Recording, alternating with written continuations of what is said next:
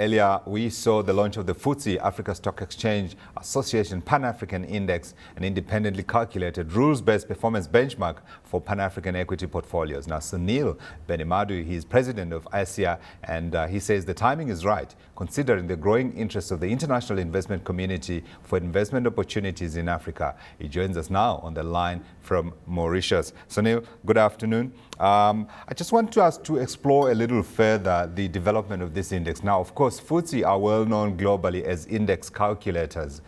What does their coming to Africa and producing a Pan-African index mean for the continent from an investor perspective, both inside and outside the continent? Well, basically, I think this is an important step forward in terms of profiling the African stock exchanges to the international investment community.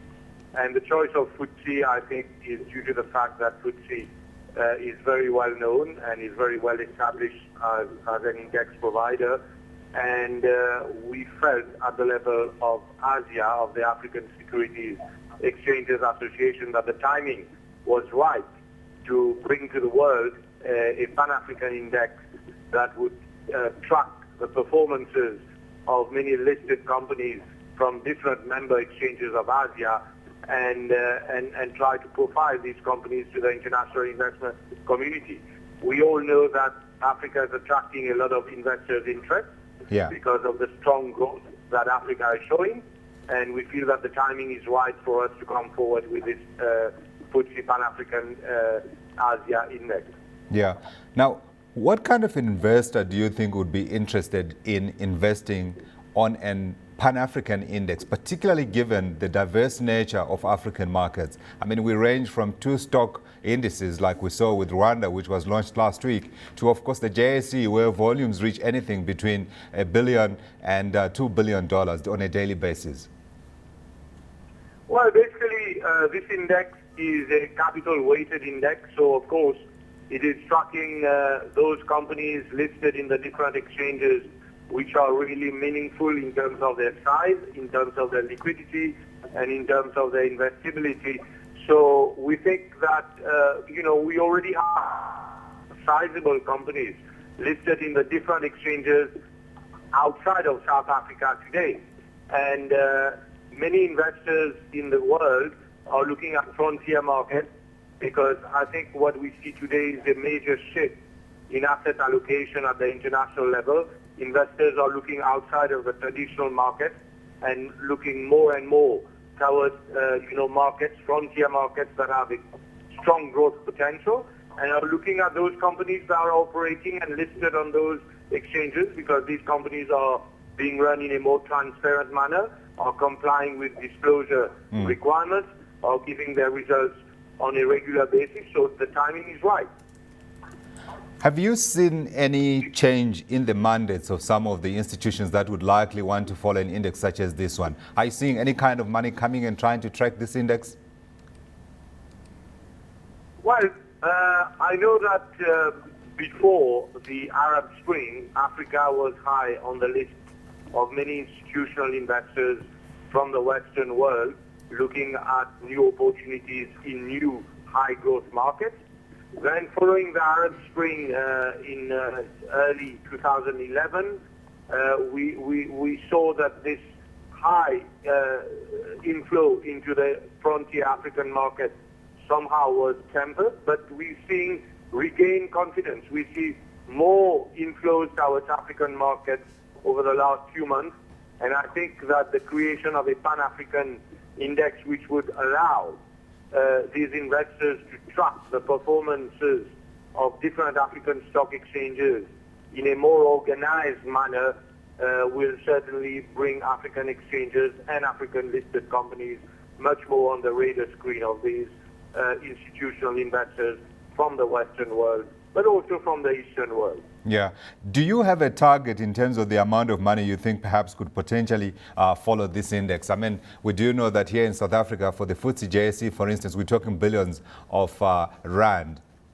What's your target?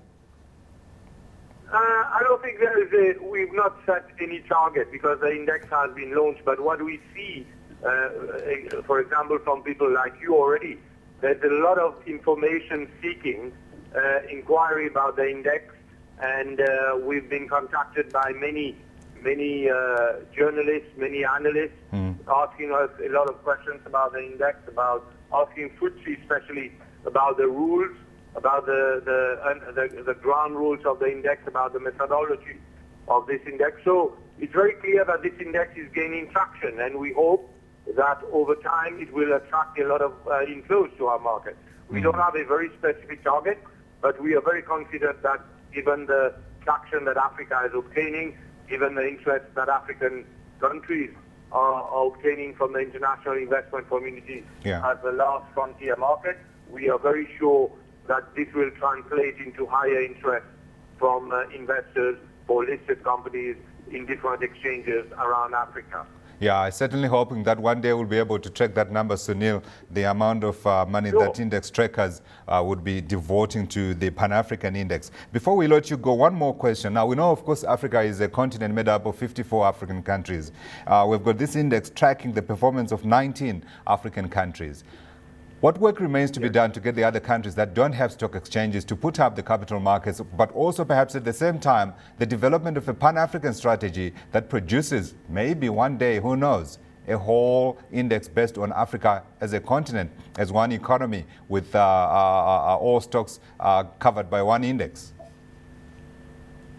Well, the objective, of course, we've started with 19 companies, 19 countries, covering many markets. For example, one exchange, which is a BRVM, is a regional exchange covering about 8 countries. So there are 19 exchanges whose stocks are being tracked by this index. Of course, we would like to extend that number to a much higher list as and when new exchanges are created and as and when the listed companies on these exchanges meet the criteria of the index.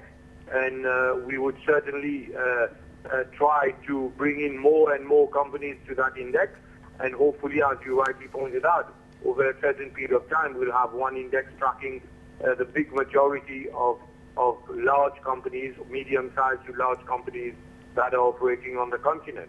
Yeah, indeed. Also, of course, the other question is, do we need this proliferation of stock exchanges, or do we actually need just one stock exchange for the whole of the African continent, where we can say perhaps the market capitalization is a true trillion or whatever that number might turn out to be? Sunil Benimadu, president of the African Securities Exchanges Association, speaking to us on the line from Mauritius.